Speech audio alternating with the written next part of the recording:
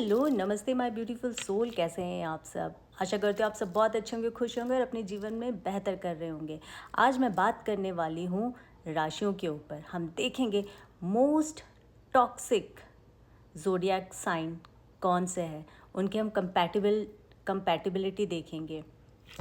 पहले से मैंने यहाँ पर कुछ कार्ड्स निकाल के रख लिए ताकि हमारा समय बच जाए। आप यहाँ देख रहे होंगे 4 of wands and S of pentacles. Wands जो है वो फायर को दर्शाता है और एस पेंटिकल्स जो है वो अर्थ साइन को दर्शाता है। तो फायर और अर्थ दोनों के बीच में कोई कंपैटिबिलिटी हो सकती है। तो ठीक इसी तरह से इस चीज़ को मैं आपको यहाँ पर एक्सप्लेन करके बताऊँगी कि हाँ, बिल्कुल भी नहीं हो सकती है। सबसे पहले हम कार्ड्स देख लेते हैं फटाफट। Queen of wands, 3 of wands, 7 of wands, 5 of wands, 9 of wands, king of wands, 2 of wands and page of wands, 10 of wands. ठीक है, तो ये है सारी वॉन्ड्स की एनर्जी और यहाँ पर है पेंटिकल्स की एनर्जी यानी कि अर्थ साइन की।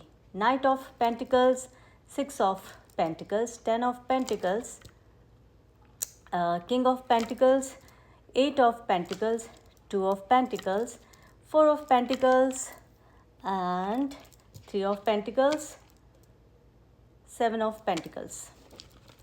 जैसे कि मैंने आप लोगों को कार्ड शो कर दिया है, अब मैं आपको बताऊंगी कि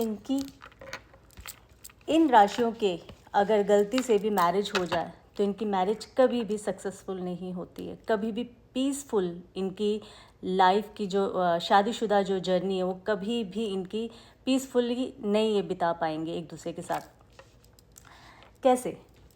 जैसे कि मैंने आपको दिखाया है, एस ऑफ सॉर्ड यानी 5 ऑफ सॉर्ड यानी कि एरीज। ठीक है, मेष राशि की, और यहाँ पर 8 ऑफ पेंटिकल्स, ये आप देख रहे हैं। ये रिश्ते में झगड़े करते रहेंगे और ये रिश्ते में अपने एफर्ट्स को डालते रहेंगे, बट एफर्ट्स ये 100% नहीं डाल रहे। क्यों नहीं डाल रहे? क्योंकि इनको 100% नहीं मिल रहा है। ये अपने दोस्तों से बात करते हैं, अपने रिश्ते के बारे में हर जगह बात करते हैं, कहते हैं कि मेरी शादी में कोई हैप्पीनेस नहीं है। अपने पार्टनर से ये इमोशंस छुपाते हैं। इनके पार्टनर जो है ये बाहर खुशियाँ ढूंढते हैं। किंग ऑफ पेंटिकल्स, इनकी जो पार्टनर है वो भी ठीक इसी तरह से बाहर खुशियाँ ढूंढ रही है। तो आप देख रहे हैं कि कितनी खिचड़ी पकी हुई है इनकी लाइफ में। मैं इसीलिए इस तरह से आपको दिखा रही हूँ ताकि आप भी समझे, आपको भी लग रहा होगा कि मैं क्यों इस तरह से कर रही हूँ सारी चीज़ें। मैंने इस रीडिंग में खिचड़ी कर दी, नहीं, एक्चुअली इनके लाइफ में ऐसी खिचड़ी पकी हुई होती है। लग रहा है ना आपको बहुत ही अटपटा सा है ये, एग्जैक्टली इनकी लाइफ में भी ऐसे ही होता है। इन दोनों को भी समझ नहीं आता है कि हमारी लाइफ में क्यों इतनी ज़्यादा मेस है, हमारी लाइफ इतनी खिचड़ी क्यों पकी हुई है, हम दोनों एक दूसरे को क्यों नहीं समझ पा रहे हैं। तो ये एक बहुत बड़ा रीज़न है कि फायर और अर्थ की कभी भी दोस्ती नहीं हो सकती है। इनकी कभी दोस्ती हुई भी नहीं है। अर्थ साइन बिल्कुल हार्ड, इमोशंस ही नहीं है, इमोशन इनके अंदर है ही नहीं। और फायर साइन जो है वो पूरी तरह से उनके अंदर इमोशंस है डेफिनेटली, और वो इनमें इमोशंस ढूंढते हैं।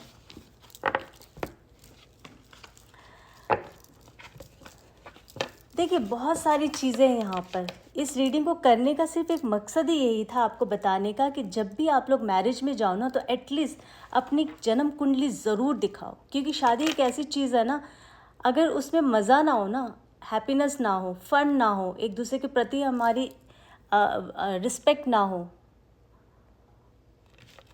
कोई चार ना रहे उस रिश्ते में, तो कोई फ़ायदा नहीं। क्योंकि शादी एक बहुत बड़ा डिसीज़न होता है। तो ये देखना बहुत ज़रूरी है कि एरीज और टॉरस यानी कि मेष राशि और वृषभ राशि जो है ये दोनों कंपैटिबल हैं। वैसे तो ये नहीं है, आप कहीं से भी चेक करा सकते हैं, किसी एस्ट्रोलॉजर के पास भी जाकर। मैं तो खुद भी हूँ, पर फिर भी मैं आपको कहती हूँ कि एक सेकंड ओपिनियन हमेशा ले लेनी चाहिए। देखो, ज्योतिषों के अनुसार तो बिल्कुल यही है। मेष राशि का जो जातक होता है ना, स्वभाव से काफ़ी इमोशनल होता है, राइट। और इन लोगों को कठोर स्वभाव के लोग, कठोर बात करने वाले कुछ लोग होते हैं ना, मुंह खोलते ही बहुत कठोर सी बातें करते हैं, चुभने वाली, तो एरीज को वो लोग पसंद नहीं आते हैं। तो अगर गलती से भी इन दोनों की अगर जोड़ी बना दे और शादी करा दे, तो पूरी ज़िंदगी इनके जीवन में झगड़े, कलेश, आर्ग्यूमेंट, और बहुत, अभी जैसे जिस तरह से मैंने आपको कार्ड्स दिखाए, हालांकि सब मैं बता ही रही हूँ कि ऐसा होता है, पर कैसे मैंने दिखाया कि मेस हो रहा है, सब कुछ मिक्स हो रहा है, और उनको खुद को भी नहीं पता होता है कि ऐसे क्यों ये सारी चीज़ें हो रही हैं। मैं पूरे 12 राशि के लिए इसी तरह की रीडिंग्स लेकर आती रहूँगी, तो आप लोग पूरी तरह से मेरी वीडियो को देखिए और ध्यान रखिए कब किसकी राशि आ जाए। हालांकि मैं स्टेप बाय स्टेप हमेशा जाती हूँ। आज मैंने मेरी मेष और वृषभ राशि के लिए किया है, कल शायद मैं कर्क और सिंह राशि के लिए लेकर आऊँ, और साथ साथ मैं सितंबर मंथ की रीडिंग भी लेकर आ रही हूँ हर एक इंडिविजुअल राशि के लिए, तो वो भी आप देखते रहिएगा।